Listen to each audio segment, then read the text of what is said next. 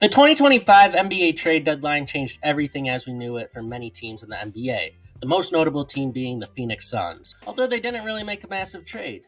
Storylines claiming the Suns were listening to Kevin Durant trade offers and that they were in negotiations with the Warriors until KD killed that deal and he denied a Memphis Grizzlies trade as well, along with the Mavericks, Timberwolves, Heat, and Rockets all being teams that were reported to be aggressively pursuing a trade for the superstar. We got all these rumors about him, and it ultimately points to signs that Kevin Durant's on his way out after this season.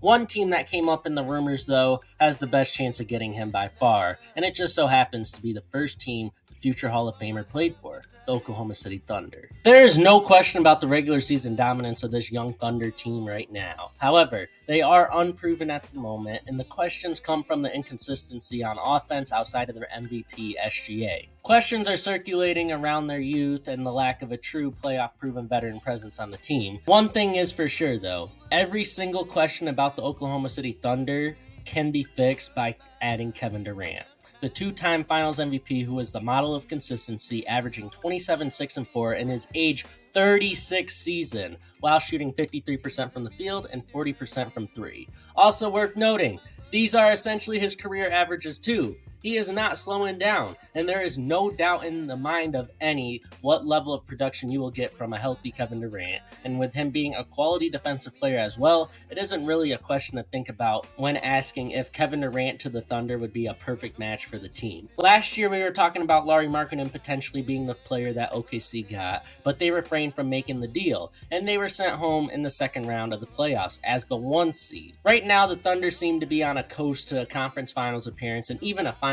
appearance. That is how good the team is. And even with glaring weaknesses on their offense, the defense and SGA might be good enough to carry them to that position. However, relying on that could prove to be a disaster for the team and may in fact lead the Thunder to being sent home early again despite being the favorites. There is a chance this happens, actually a high chance that this happens again. Kevin Durant will be traded back to OKC without a question if it does happen. This will not be a question because the Thunder have the assets to make this deal, and if they don't make it, they will not advance past the second round and continue to shrink their window by losing years. Every NBA fan agrees. The addition of Kevin Durant would make the Thunder the best team in basketball without a question, and they already are up there. The Thunder are just hesitant to make any big deals, which is crazy, but it is knowingly due to their concerns with chemistry. Let's just make it abundantly clear. Kevin Durant will not have an issue with chemistry for any competent team. Every team with competence that he has played for has succeeded, and he has succeeded there as he is able to fit into any system that is good.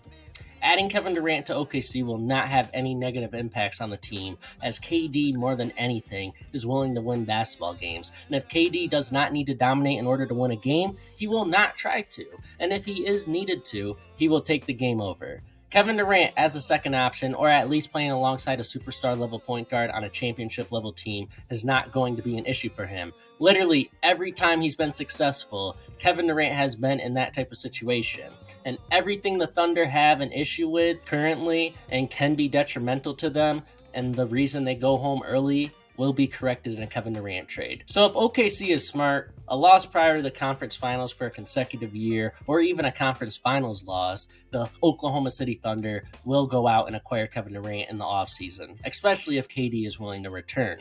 The fit is too perfect to not capitalize on, and the Thunder can definitively offer the Suns the best package. And my team will not reject the best offer for him if it comes across their table. The return of Kevin Durant to OKC is imminent. And even if the Thunder do make it to the conference finals and make it to the finals, they should probably make this trade because they're not going to have to give up a big piece of their core. It's honestly a steal for them, and if both sides agree on it, it's just a no-brainer trade to make, especially with the fact Kevin Durant is going to be traded in the offseason. Crazy enough, however, we do need to look into Devin Booker and his potential trade destinations if we do opt for a full rebuild as a Suns fan, and it may be much needed at this rate. With Devin Booker, I think there really is only one option for us in looking at a trade for him, and that team is the Houston Rockets. I say this because the only way we trade Book is if we want to completely rebuild. If we do want that, we're going to need our own draft picks. That way we can lose with some reward.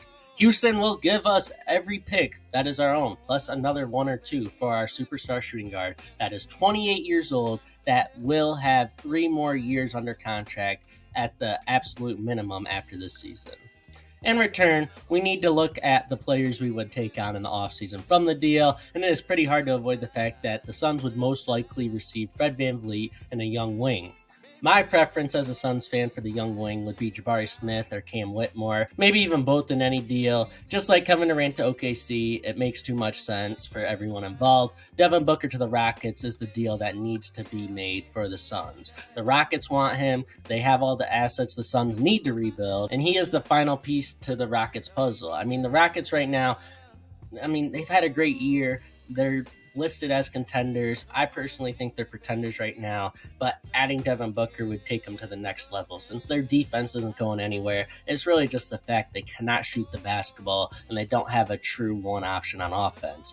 Devin Booker is that guy, and he's not going to cost too much, or at least a detrimental amount to the team. Obviously, this is only going to happen if the Suns commit to a full rebuild, but it should definitely be a topic of conversation in the offseason if we continue to underachieve with the highest payroll in NBA history. I don't got much to say about Bradley Beal. All I need to say is that Devin Booker, if he's traded, he's going to the Rockets, and if not, Kevin Durant, he could go to the Rockets, but I think we're looking at a more than likely scenario where Kevin Durant is an Oklahoma City Thunder, and honestly, Devin Booker to Houston might just be a done deal at this point if the Suns elect for a rebuild.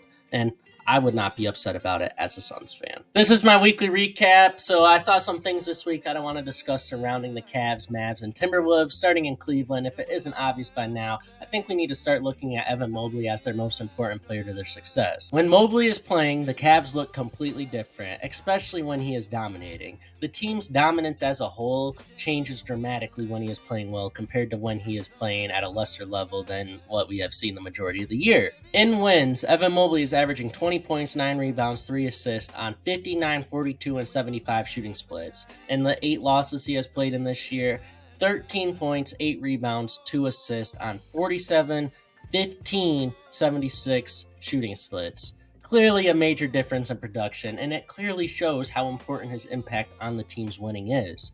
If you get the max from Mobley every night, he is going to be a nightmare for every team and allow this generationally good offense to keep running at the fast pace it has been. Evan Mobley may be the third best player on the Cavs, but thinking about it closely, he is certainly their most important player, and if the Cavs win a championship, it's going to be in large part due to how Evan Mobley impacts the game, not just on offense, but on defense, because he is the anchor for that defense, even if he does play the 4, not the 5. This trend was noticeable in the game against the Timberwolves for Cleveland, but a worse trend, without a doubt, has to be the Timberwolves' over-reliance on their superstar Anthony Edwards on offense, and we saw that in the same game, since in the Cleveland game, Anthony Edwards scored 44 of 107 points for the team, 41% of the team's points. This has been a common occurrence for the team all year, and it is pretty ridiculous as they are clearly in the mode to try and be contenders, yet this is the least successful approach possible to winning. They are limiting their ceiling to the worst extent, and because the deadline passed and they didn't figure out how to correct this, no matter how the regular season plays out for the remainder, the team is going home round 1 or in the play-in. It's a real shame, especially after them being in the conference finals a year ago. With all these injuries, though, the team that the Timberwolves lost to in the conference finals last year, they might not have to worry about this team, let's just say that, because Dallas Mavericks players are dropping like flies right now, specifically all of their 7-footers, as Gafford is now hurt and will be out for a while. Well, Kyrie Irving this week wanted to make it known that he is still healthy. And in his 2 games this week, he went off for 30 points, 9 rebounds, and 7 assists in a loss to Sacramento. And then in a win over the Warriors, he dropped 42 points and 7 rebounds. Oh, the reason for noting that is because Kyrie is your Week 17 MVP, and that is going to kick off our awards for the week. Normally, I do a surprise player of the week, but instead of that, we're going to have a disappointment of the week. Paul George, please explain your performances of the week. Team of the week is the New York Knicks after amazing showings on offense and being able to win games without playing defense. The worst team of the week is the biggest disaster of the year, the Philadelphia 76ers. What happened in Brooklyn, against Toronto, and in Milwaukee? The Big Three played in all but one game. They got dismantled in all 3. Because, let's be honest, they shouldn't have lost all 3 of these teams, especially Milwaukee, who didn't have Dame or Giannis playing. and you had your entire Big Three play. The season's over. As always, the updated power rankings after the week are on the screen. If you enjoyed the video, don't forget to like and subscribe to the channel, as it does help out a lot, and 94% of you watching are not already subscribed. This has been another episode of In Case You Missed It, the weekly recap on this channel that drops every Monday at 3. Last week's episode is on the upper left-hand corner, while my updated tier list ranking of every NBA team is on the upper right. Y'all stay safe. Have a good one. Bye.